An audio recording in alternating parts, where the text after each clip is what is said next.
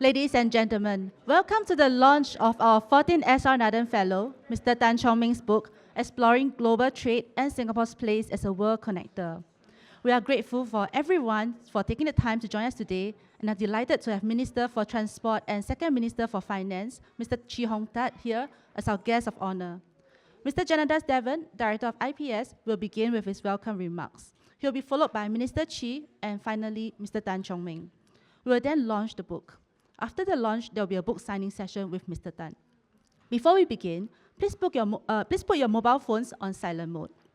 Online purchase of Mr. Tan's book is now available on World Scientific Publishing's website. For the months of February to April, all volumes of the IPS-Nathan Lectures series, including Mr. Tan's book, can be purchased online with a 20% discount. Enter the promo code WSIPS20 for 20% off your purchase. Now, without further ado, Mr. Janadas Devan, Director of IPS, will deliver his welcome remarks. Director, please. Thank you. Minister Chee, our 14th S.R. Nathan Fellow, Mr. Tan Chong Meng, distinguished guests. Welcome to the launch of Exploring Global Trade and Singapore's Place as a World Connector. It's a collection of the 3 lectures Mr. Tan Chong Meng delivered as our 14th S.R. Nathan Fellow. It is our great honor to have Minister for Transport and Second Minister for Finance, Mr. Chee Hong Tat, launch Mr. Tan's book. Chong Meng delivered 3 lectures between March and to May last year. He provided a thought-provoking exploration of the evolution of trade, the dynamics of maritime industry, and Singapore's crucial role in global trade networks.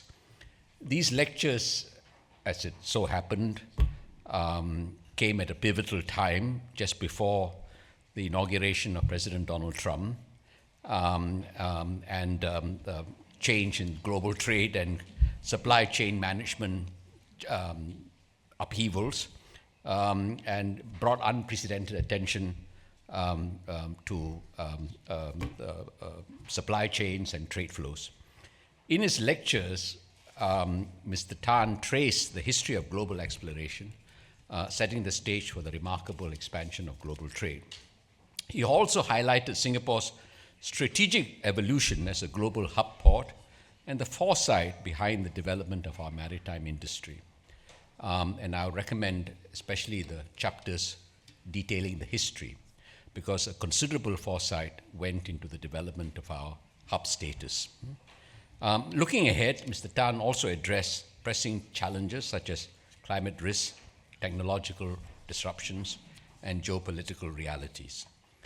The S.R. Nathan Fellow, for the full title is quite cumbersome, S.R. Nathan Fellowship for the Study of Singapore, named in honor of our 6th President, was established to foster in-depth exploration and understanding of issues critical to Singapore. Since its inception more than 10 years ago, the fellowship has become a beacon of intellectual inquiry and discourse, and it is through the generosity of our donors, along with the Singapore government's matching grant, that we've been able to sustain and grow this initiative. The fellowship will continue to bring in distinguished thinkers and leaders. Professor Lily Kong was our 15th S.R. Nathan Fellow. She recently concluded her lecture series, The Universities Reinvented, in Singapore. And her book will be expected to be launched later this year.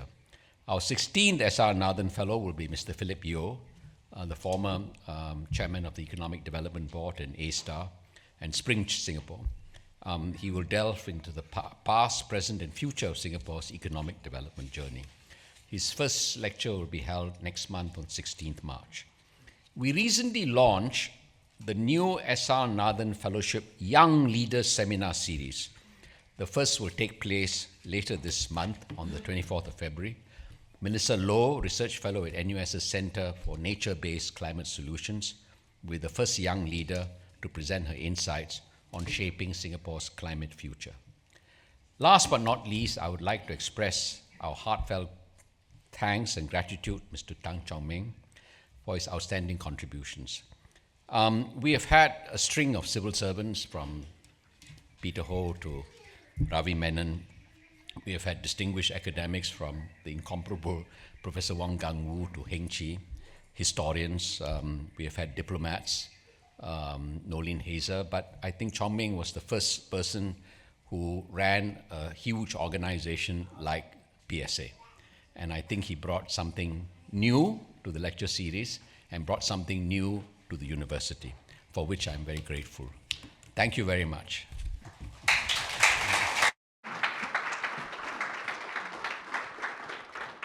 Thank you, Director. May I now invite our guest of honor, Minister Chee Hong Tat, to deliver his remarks. Minister, please.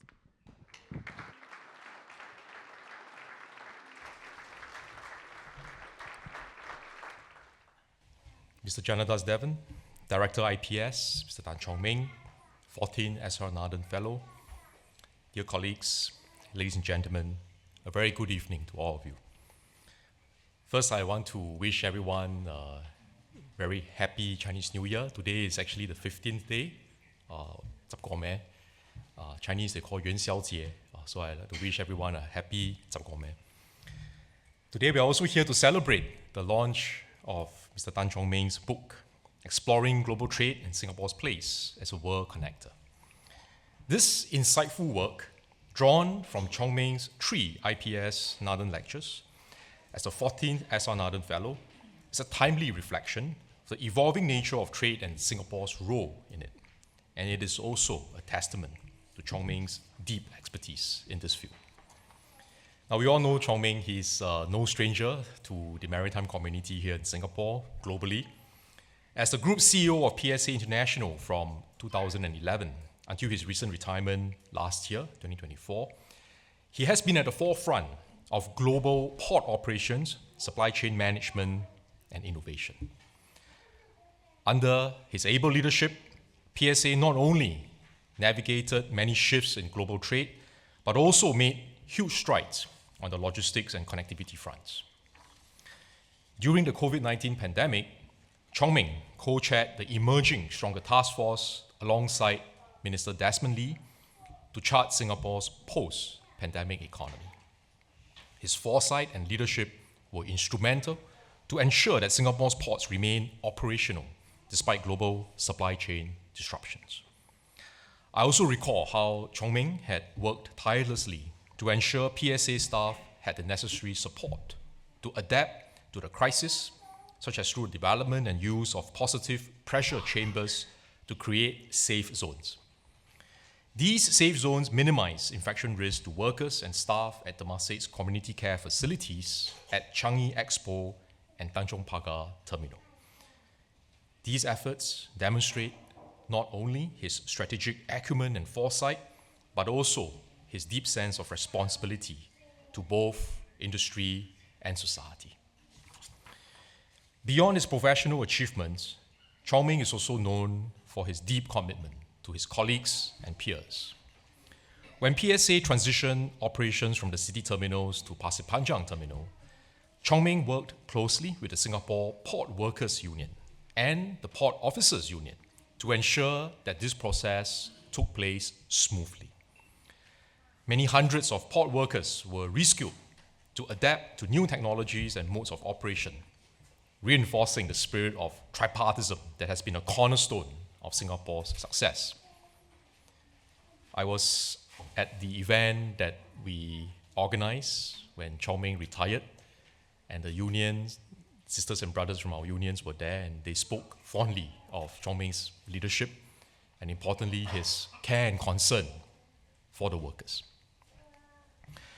Now, ladies and gentlemen, Chong Meng's book has come to all of us at a pivotal moment.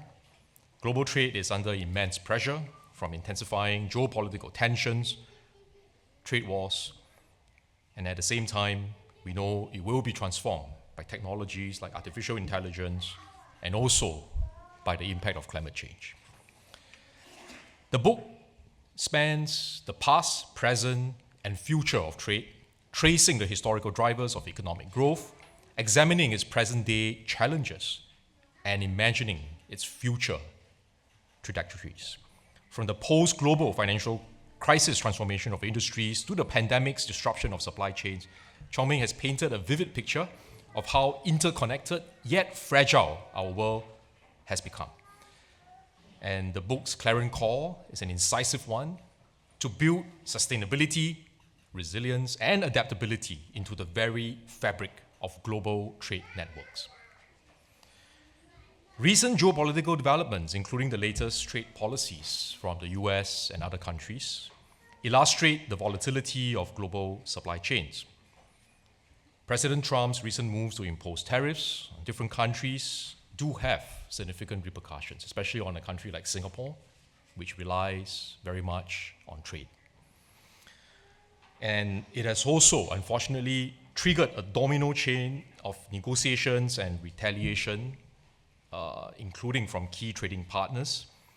And I'm afraid that this has cast a dark cloud of uncertainty over international trade. So looking ahead, we must expect more disruptions on the horizon.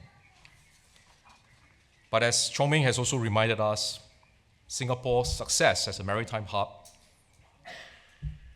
relies on partly our strengths and also our ability to stay nimble and to adapt. We also know that our success and our position as a maritime hub is not permanent and it is not guaranteed. The quest to maintain Singapore's position as a hub port and an international maritime center must be a continuous journey of relentless improvements, innovation, and it requires the collective efforts of all tripartite partners. So I'd like to use this opportunity to briefly touch on 3 areas that I think we must continue to build on our strengths, which Chong Meng has also highlighted in his lectures. First is diversification. So I mentioned earlier that in a world where economic nationalism is on the rise, Singapore must deepen and broaden our economic partnerships to remain competitive and resilient. This is why we must continue to diversify trade routes and pursue policies that ensure that Singapore can remain an attractive and reliable node in global commerce. And we will work with as many countries as possible who want to trade with us and who want to do business with us. As we look around the world, the politics of trade have shifted. There are growing sentiments of people feeling disenfranchised in many countries, and we can understand because they feel they have not benefited from the dominant market liberal Washington consensus that has advocated for free trade all these years. And the support for protectionism and trade barriers can then further lead to fractures in supply chains. And there have also been calls to rebalance the responsibilities between markets and the government and to shift more towards government, state control, policy measures, as opposed to relying on markets and free trade. Now, as a small city-state, Singapore is an open economy and we rely heavily on trade. And we have certainly benefited from globalization. But it also means, therefore, that we are and we can be vulnerable to shocks in supply chains. So our approach under Forward Singapore, which Prime Minister Lawrence Wong launched, is that we want to achieve economic growth on one hand, while intervening in a decisive and targeted manner to ensure that the benefits of trade and economic growth can be widely shared. So that it's not just a small segment of the population that will benefit, but as many people in Singapore can benefit from economic growth, from staying open, from globalization. So these are mutually reinforcing strategies where we can have inclusive outcomes and a strong social compact going hand in hand with pro-growth economic policies that can adapt quickly to this dynamic and unpredictable world. And if we do well on the economic front, we'll have more resources that we can then reinvest in strengthening our social safety nets and our social compact. And our social compact then provides the stability and cohesion in our society that can then support pro-growth trade policies and economic development policies. So this is the first D, which is the need for diversification. The second D is to pay attention to decarbonization. Now, Chong Meng had included a quote from Bill Gates in his book. We always overestimate the change that will occur in the next 2 years and underestimate the change that will occur in the next 10. The wisdom of this statement is clear in the context of our sustainability efforts. Over the past decade, sustainability has gained increasing urgency worldwide. And my belief is that this is a real risk, and it is something that all countries will have to continue to work on. The transition to a low-carbon economy is not just about virtue signaling or greenwashing. We shouldn't do things like that. But we should look at what are the economics and the technology that can allow us to respond to this very real threat that will affect the whole world. And there are things that we can do together that will make an impact.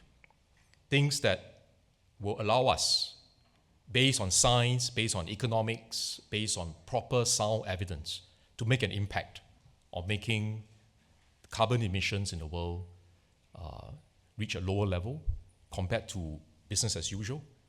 But it's not something that will happen on its own. It's something that requires collective effort.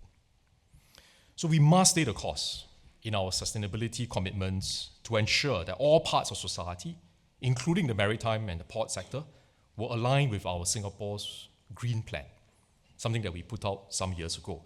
And I fully agree with Chong Meng that bold initiatives from green shipping corridors to circular economy principles are needed to position Singapore as a leader in sustainable shipping and to secure our long-term relevance in the world. So that's the second D, decarbonization. The third and final D is digitalization. So we must embrace technological advances from the fourth industrial revolution in areas such as artificial intelligence, automation, and data analytics. Chong Meng has done all that in PSA. Chong Meng's reflections underscore the urgency for Singapore to do all this, not just to keep pace with, but if possible, to lead the way in creating smarter, more efficient, and more resilient supply chains. The Maritime and Port Authority of Singapore has commenced pilot trials for artificial intelligence tools, DocuMine and DocuMatch, which will reduce the processing time for new and renewal submissions for insurance certificates for Singapore-registered ships. And this will translate to savings of approximately 300 man-days, or about $140,000 per year.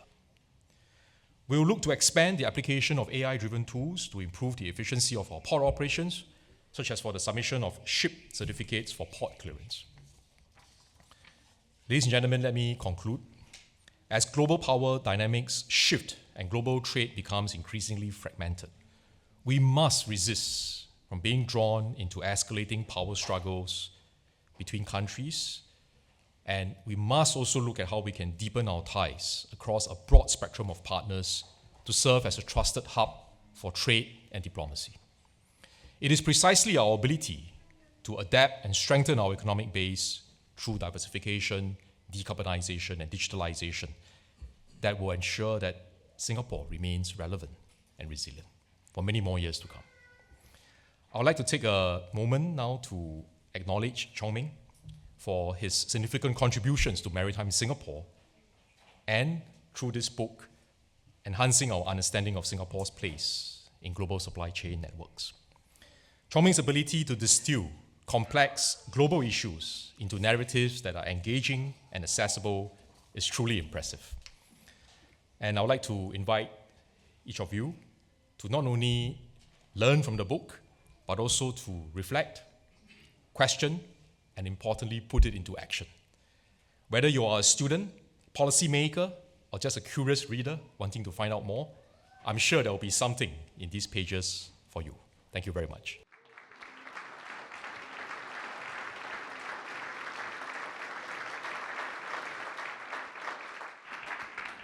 Thank you, Minister. May I now invite Mr. Tan Chong Meng to deliver his remarks, please.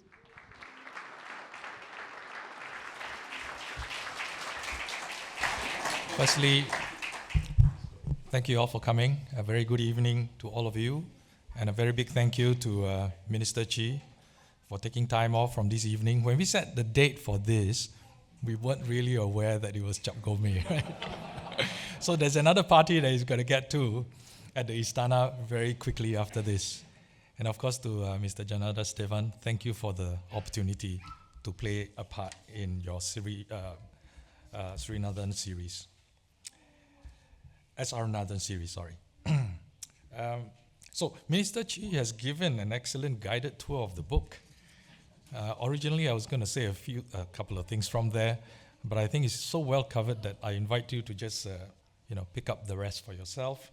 But I would just want to highlight one fundamental thesis that is captured in the title of the book, Exploring Global Trade and Singapore's role as our place as a world connector.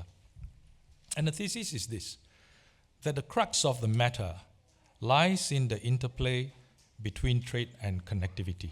So the two key words, global trade, world connector. So trade and connectivity. Trade being the outcome of trade-related policies, frameworks, actions, of industrial players and manufacturers seeking comparative advantage, of the emergence of new markets and economic growth as a result, etc., etc.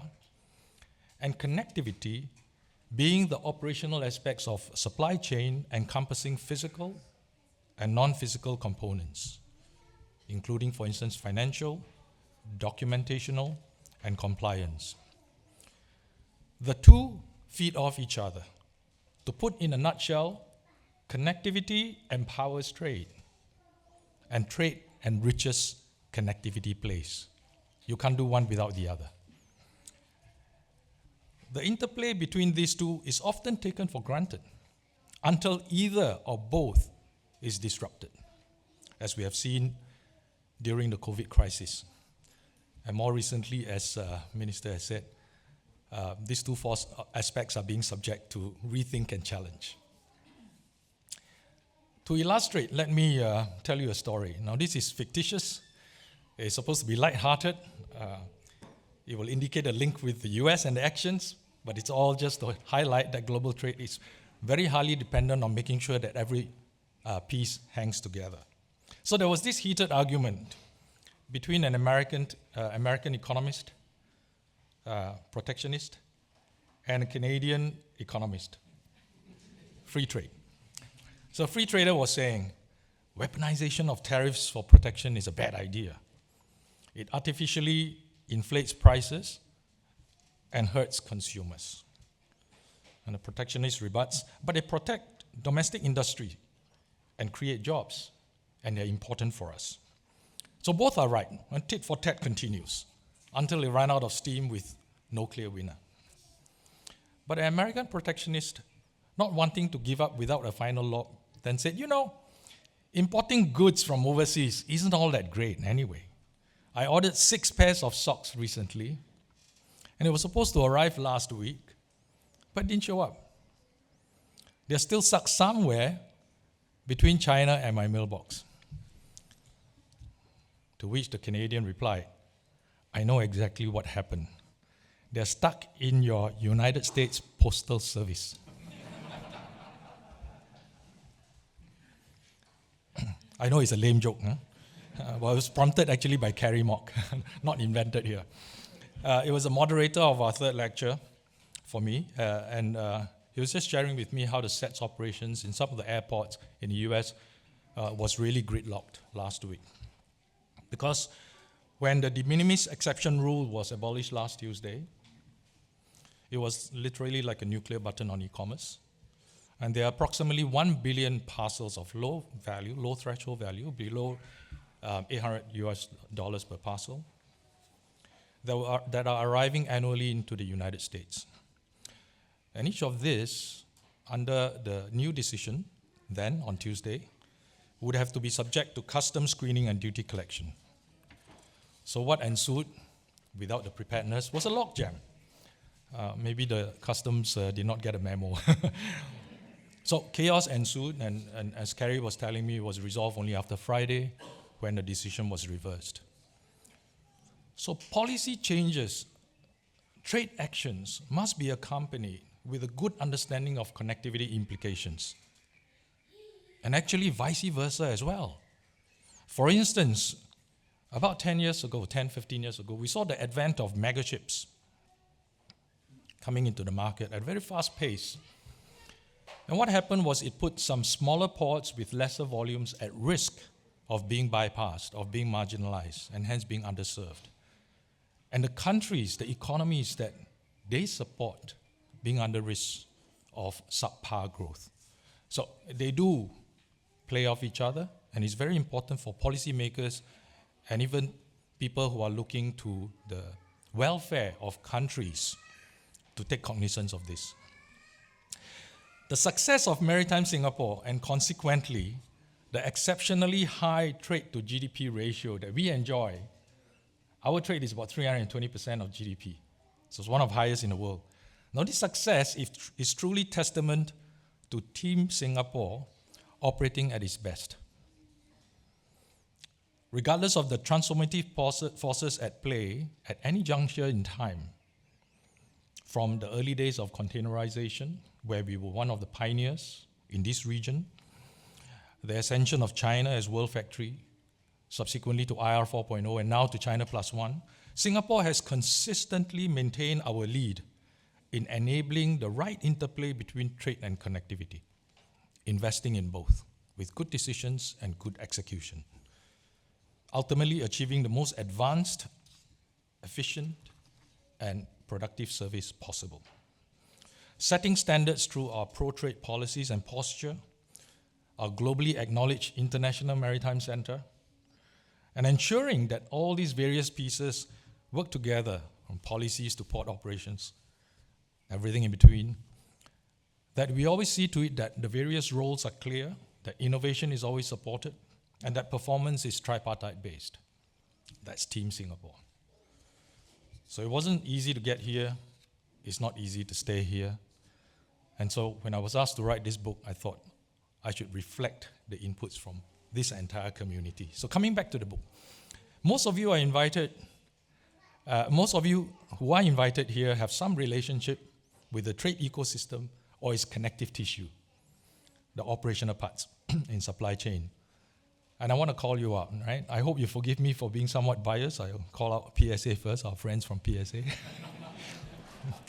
And then MOT and MPA, MTI, and our partners in shipping, in finance, in industry, JTC, financial partners as well. Today, there was a joint effort that was launched between SG TradeX, a digital trade infrastructure, and Association of Banks Singapore. The Trade Finance Registry, being supported by a good data exchange mechanism, is finally here after many years. And it aims to promote access to trade financing for small, medium enterprises with the provision of high integrity data exchange infrastructure to cut down fraud and all kinds of nonsense. It's another step in ensuring the right balance of connectivity supporting trade. Finally, I'm very honored to have the opportunity to curate, to compose, and to present this narrative of the efforts of Team Singapore. And it has been with the help of colleagues from PSA, MPA, and also from the IPS with the support of Director Devan. And I also want to acknowledge and thank the moderators, Mr. Patrick Lee, who is here, and Mr. Marcus Lam and Mr. Kerry Mock, who are traveling, who have worked with me during each of the lectures.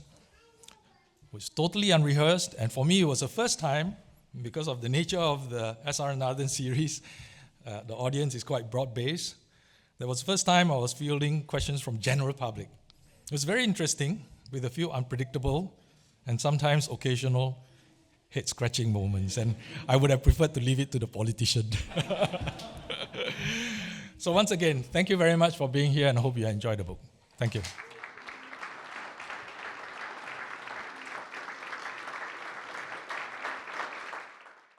Mr. Tan, please remain on stage. May I now invite Minister and Director to the stage for the launch of the book, please?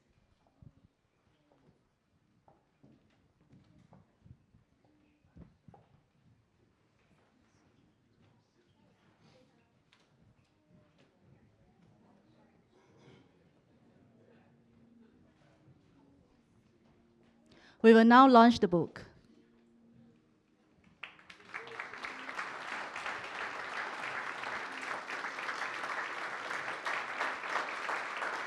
Mr. Tan will now present Minister with a copy of the book.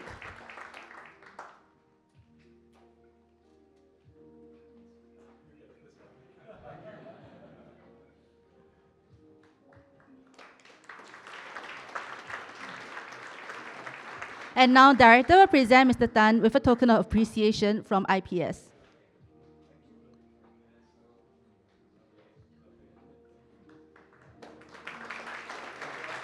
Please remain on stage for a photo together.